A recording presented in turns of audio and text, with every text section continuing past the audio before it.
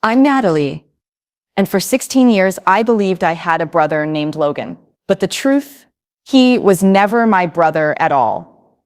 He never looked at me like I was family. Not once.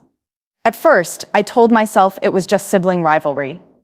Brothers and sisters fight, right? They tease, they compete, they push each other's buttons. That's what I thought was happening between me and Logan. But it wasn't just teasing. It wasn't just competition. It was the way his eyes lingered, cold, dismissive, like I didn't deserve to be in the same room. The way he'd talk to me like I was some outsider, like I didn't belong under the same roof. When I was 12, I overheard him whisper to his friends at school, "She's not really one of us. She's just there." I froze. My stomach twisted so badly, I thought I might throw up. But when I told my mom, Marianne, she just brushed it off. "Don't be so sensitive, Natalie. He's your brother. He doesn't mean it." Brother. That word was starting to feel like a cruel joke. By the time I turned 16, the cracks in my family weren't cracks anymore. They were open wounds. On the morning of my birthday, I came downstairs with a smile clinging to the fragile hope that maybe this year would be different. That maybe, just once I'd met. The house was filled with balloons. Music, laughter. My heart skipped. Maybe it really was for me. Then I saw the cake. It didn't say "Happy birthday, Natalie." It said, "Congratulations, Logan, college bound." I stood frozen, holding the little bracelet I'd saved up to buy myself, because I'd known deep down that no one else would bother. The whole evening, guests hugged Logan, toasted Logan, cheered for Logan, on my birthday. And my mom, she caught me in the kitchen with watery eyes and said, "Don't pout, Nat. Today's about your brother. Be proud of him." Brother. That word was poison in my mouth. When the party finally ended and the house went quiet, I couldn't take it anymore. I slipped into my dad David's study, desperate, angry to prove to myself that I wasn't insane for feeling so out of place. That's when I found it. An envelope, tucked deep inside a drawer, with my mom's name scrawled on the front. My hands shook as I opened it. At first, I thought it was some boring old bill, but then I saw the words that made my blood run cold. "Our son deserves to know the truth. He is not David's child. He is ours." I read it again, and again, and again. Logan wasn't my dad's son. Logan wasn't my brother. And then my eyes fell on the final line, one that nearly stopped my heart completely. "David can never find out. She can never find out. She, me." But Marianne just stared at me, her face stone, and said, "He was never supposed to know the truth, but neither were you." The room was dead silent after my mom's words. "He was never supposed to know the truth, but neither were you."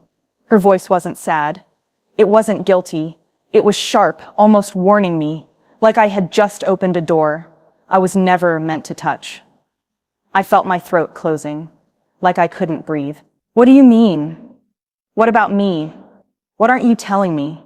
But Marianne just shook her head, cold as ice. "Drop it, Natalie. For your own good. For my own good." That line burned. Because wasn't family supposed to protect you?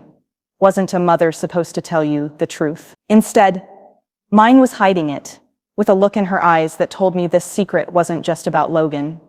It was about me too. I thought maybe Logan would give me answers. So the next morning, I cornered him in the driveway as he loaded his car for another celebration dinner with his friends. "Logan, I know you're not Dad's son." For a second, he froze. Then he smirked. A slow, twisted smirk that made my stomach turn. "Finally figured it out, huh? Took you long enough." "You knew?" My voice cracked. "Of course I knew," he said, like it was the most obvious thing in the world. "Why do you think I've never treated you like family? You're not my blood.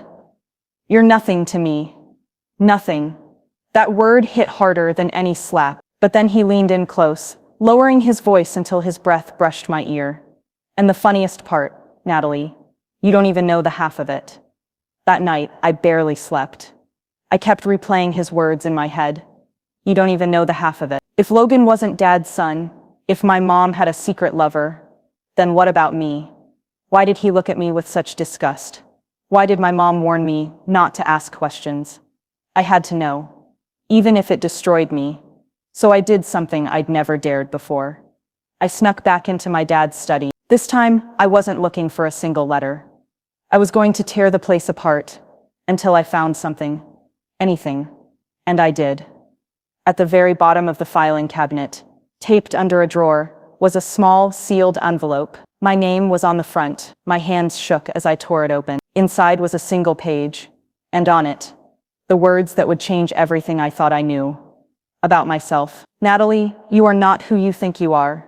I sat on the floor of my dad's study, knees pressed against my chest, staring at the paper like it might burst into flames in my hands. Natalie, you are not who you think you are. The handwriting was my dad's. That steady, neat script I'd seen on birthday cards, on school permission slips, on little notes he'd leave me when I was a kid. But this note wasn't signed Love, Dad. It wasn't even signed at all. I kept reading. When you're old enough, you'll understand why things had to be this way. You don't share the same blood as your mother. She will never tell you the truth. And I might not get the chance. My stomach dropped. Not the same blood as my mother. What does that even mean? I whispered into the empty room. I flipped the page, desperate for more. But that was it. Just those lines, heavy and final, like a locked door with no key. I wanted to scream, to tear the whole study apart. But instead, I did something worse. I sat there in silence, letting the words eat me alive. If I wasn't my mom's blood, then whose was I? If she wasn't my mother, then who was? The thought made my skin crawl. All those years of being dismissed, ignored, treated like I didn't belong. Maybe it wasn't just favoritism. Maybe it was because I really didn't belong. When I finally stumbled back into my room, I felt like I was floating outside of myself. The walls felt foreign. My bed didn't feel like mine. That night, Logan knocked on my door. Not kindly. More like he was making sure I knew he was in control. So, did you find it? His grin was razor sharp. I didn't answer. My throat was too tight. Figures, he said. Guess you finally know why you've always been the outsider. None of this was ever yours. Not the house, not the family, not even the name. You're lying. I managed to choke out. But he leaned in, eyes glinting with something cruel. Am I? Then ask yourself, Natalie, why does she look at me like I'm the prize, and you like you're the mistake? And then he walked away, leaving me shaking, clutching that letter like a lifeline and a death sentence all at once. The next morning, I made a choice. If my mom wouldn't tell me the truth, if Logan was only going to taunt me with pieces of it, then I was going to dig up every secret they had buried, even if it meant tearing the whole family apart. The attic in our house was always off limits. My mom claimed it was too dusty and unsafe, but that never stopped Logan. He used to sneak up there when we were kids, smirking as if he knew something I didn't. Now, with the letter still burning in my pocket, I climbed the ladder myself. The smell hit me first. Stale air, like something had been locked away for years. Dust clung to every surface, the wooden beams groaning under my weight. At first it looked ordinary, boxes of old clothes, holiday decorations, broken furniture. But then I saw it, a trunk, black, heavy, and padlocked. And taped to the lid was a single word, written in my mom's handwriting. My chest tightened. My hands shook so badly, I almost dropped the crowbar I brought with me. But I forced the lock open, heart pounding so loud it drowned out everything else. Inside were documents, birth certificates, hospital forms, photos. I grabbed the top paper.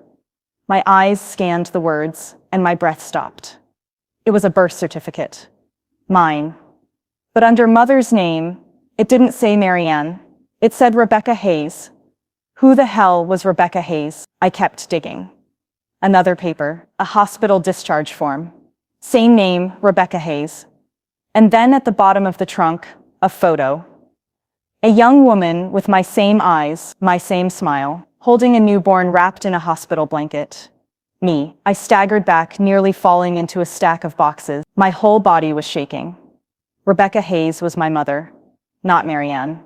The woman I had called Mom for 16 years wasn't my mom at all. I don't know how long I sat there, clutching that photo like it was the only thing keeping me from unraveling completely. But eventually footsteps creaked on the ladder behind me. It was Logan. He leaned against a beam, arms crossed, smug as ever. "So, you finally met her. Who is she?" I demanded. My voice cracked. "Who is Rebecca Hayes?" His smile widened. "Your real mom. The one they tried to erase. The one who didn't fit into their perfect little picture." Why didn't anyone tell me? My voice was breaking now. Logan crouched down, close enough that I could see the cruel delight in his eyes. "Because Natalie, the truth would ruin everything. And that's exactly why I've been waiting for you to find it." "Why did they hide her from me?" I demanded, clutching the photo until the edges cut into my palm. Logan tilted his head, almost amused by my desperation. "Because, Natalie, Rebecca didn't just disappear. She was erased." The words made my skin crawl. "What do you mean, erased?" He leaned closer, lowering his voice like he was savoring every syllable. "Rebecca was our dad's first love. Your real mom. She gave birth to you. But Marianne, she hated her. She hated that dad had loved someone before her. And when Rebecca," he paused, grinning, "when she became inconvenient, Marianne made sure she was gone, out of the picture, permanently." My heart pounded so hard it hurt. "That's not true," I whispered, though part of me already believed it. "Isn't it?" Logan sneered. "Then tell me why every trace of Rebecca Hayes vanished. The second Marianne stepped into this house. Tell me why Dad wrote that letter, but never gave it to you. And tell me why Marianne looks at you like you're her biggest mistake." I wanted to scream at him, call him a liar, but the evidence was all around me. The documents, the photos, my dad's unfinished letter, and the way my mom, no, Marianne, had told me, "You were never supposed to know." That night, I confronted her. She was sitting at the dining table, scrolling her phone, as if her whole life wasn't built on lies. I dropped the photo of Rebecca on the table.